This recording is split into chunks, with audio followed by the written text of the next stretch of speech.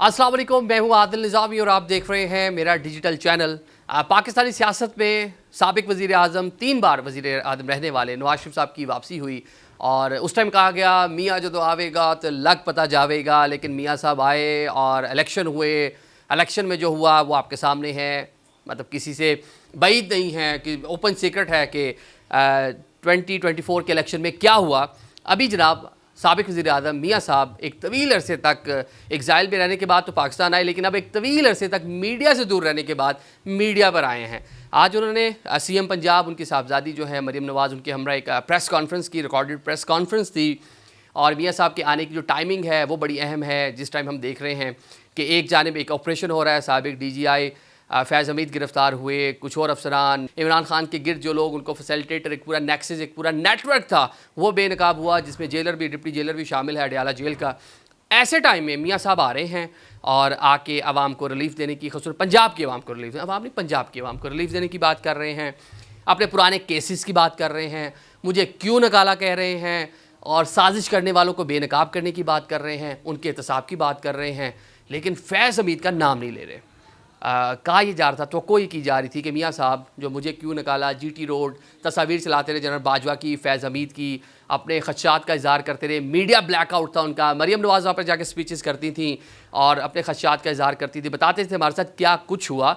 तो कोई की जा रही थी कि मियाँ साहब क्लेम करेंगे, क्रेडिट लेंगे कि जी देखें मेरे सोर्सेज थे, मैं जो कह रहा था सच साबित हुआ, मुझे टॉपल मेरी गवर्नमेंट को किया गया, फारिग कर दिया, केसेस गलत बनाए, वाजिद ज़िया वॉल्यूम 10। तो फैज़ हमीद आज सबके सामने हैं, लेकिन मियाँ साहब ने पूरी प्रेस कॉन्फ्रेंस में क्लीन चिट दे दी उनको, उनका नाम ही नहीं लिया। क्यों नहीं लिया मियाँ साहब ने नाम? क्योंकि एक नया बयानिया बनने जा रहे हैं, हम आपको खबर दे रहे हैं।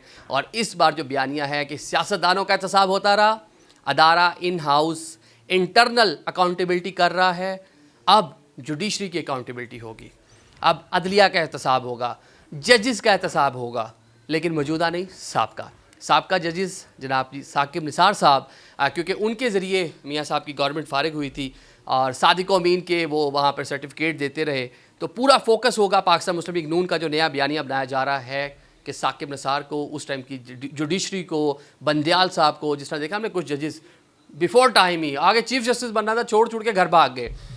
तो अब जो लोग उस टाइम सज़ाएँ देने वाले थे, जो लोग मतलब मामला नहीं कर पाए मैनेज, तो अब वो मैनेज होंगे जनाब। और ये कहा जा रहा है कि साकिब निसार इस टाइम मुल्क से बाहर हैं, जनरल बाजवा इस टाइम मुल्क से बाहर हैं, ऑल द बाजवा साहब सिक्योर हैं, कोई इशू नहीं है उनके लिए। जो साहबका जो अफसरान ने मुलाकात भी की है उसे बताया गया बाजवा साहब इज़ गुड, कोई इशू नहीं है। बड़े अच्छे टाइम पे आपने फैज़ साहब को तो पकड़ लिया और सारे जिनको बुलाया सारे आए, आके हक किया, जब शिपी डाली सब चीज़ ओके है। तो बाजवा साहब वो भी ऑस्ट्रिया में मौजूद है, यूरोपीय मुल्क में, वहाँ पे सैर सपाटे कर रहे हैं और जब दिल करेगा पाकिस्तान आएंगे, क्योंकि उनको कोई ख़तरा नहीं है। लेकिन साकिब निसार को ख़तरा है, वो भी बैरून ममालिक में हैं, बाहर गए हुए हैं, पाकिस्तान में नहीं हैं। और उन्होंने कुछ राय को ये भी कहा है कि आइंदा चंद दिन में पाकिस्तान आऊँगा, लेकिन अगर आएँगे तो धर लिए जाएंगे। उसकी रीज़न अब एक डिसाइड कर लिया गया है कि मौजूदा जुडिशरी नहीं कंट्रोल हो रही, ख़त लिखे जा रहे हैं, तहफ़्फ़ुज़ात का इज़हार किया जा रहा है, ऊपर से लेके नीचे तक, सुप्रीम कोर्ट से लेके लोअर जुडिशरी तक लोग अपने तहफ़्फ़ुज़ात का इज़हार कर, जजेस बयानात दे रहे हैं, फ्रंट फुट पे आके खेल रहे हैं। पहले भी सारी चीज़ें होती थी, लेकिन चुप सादे फैसला देते थे, घर चले जाते थे, जो कुछ हुआ आपके सामने, लेकिन अभी कंट्रोल नहीं हो रहे। तो ये एक नेटवर्क कह लें, एक नेक्सस कह लें। अदारा देख रहा था कि अभी तक साबिक DGI फैज़ के ताल्लुकात, उनके नीचे लोग काम करने वाले, उन्होंने क्या कुछ किया, उसके बाद जेलर और जिस तरह साबिक IG जेल खाना जात को भी गिरफ्तार आज किया गया है। इसी तरह जुडिशरी के भी कुछ लोग, शायद मौजूदा को नहीं छेड़ा जाएगा, लेकिन साबका को पकड़ कर मौजूदा को मैसेज दिया जाएगा कि अगर आप इस तरफ आएंगे तो डेफिनेटली हम आपको पकड़ेंगे। और बयानिया कहाँ से बनेगा? बयानिया बनेगा मियाँ साहब, साबिक वज़ीर आज़म, उनकी होगी है रीलॉन्चिंग, उनको रीलॉन्च कर दिया गया है। आज की प्रेस कॉन्फ्रेंस उन्होंने जो की, इसके बाद अब आपको बारहा नज़र आएंगे। 2 माह के लिए आवाम को रिलीफ दिया गया, उसी नोयत का रिलीफ है जिस तरह एक रिलीफ दिया गया था इमरान खान की तरफ से कि पेट्रोल की प्राइस 150 रुपीज़ मुकर्रर कर दी गई थी। आपके पास कहाँ से पैसे आ गए, कहाँ से देंगे? तरक्याती बजट कट करके यहाँ लगाएंगे, जैसे भी लगाएंगे। तो ये है कि पॉपुलैरिटी थोड़ी गेन की जाए और साथ में एक बयानिया बनाया जाए और उसको बेचने की कोशिश की जाए। अब ये पूरा मामला इस तरफ जाता नज़र आ रहा है, लेकिन चले समहाउ आदमी, एक आम आदमी, आम पाकिस्तानी शहरी जो मुश्किलात का शिकार था, उसके लिए रिलीफ मिला, उसको एक बेहतरी की जानिब उसके मामलात गए।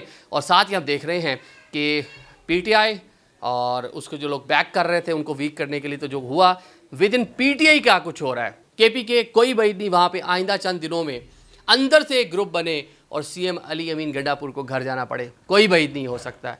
पंजाब आपने देख लिया, डिवीजन हमाद अजहर रिज़ाइन करके चले गए, ऑल द एक्सेप्ट नहीं हुआ। लेकिन Pakistan Tehreek Insaf with in party शेर अफजल मरवत हो, बाकी मामला तो एक डिवीजन है, अंदर से इतना ज़्यादा वीक हो जाएंगे कि बाहर किसे लड़ना है उन्होंने। और दूसरे नंबर पर मुस्लिम लीग नून दोबारा ख़ुद को रीस्ट्रेंथन करने जा रही है। शेख रशीद जो कहते हैं कि सितंबर सितमगर होगा, तो ये कोई सितमगर नहीं होगा, सिस्टम यूँ के यूँ ही चलता रहेगा। Thank you so much.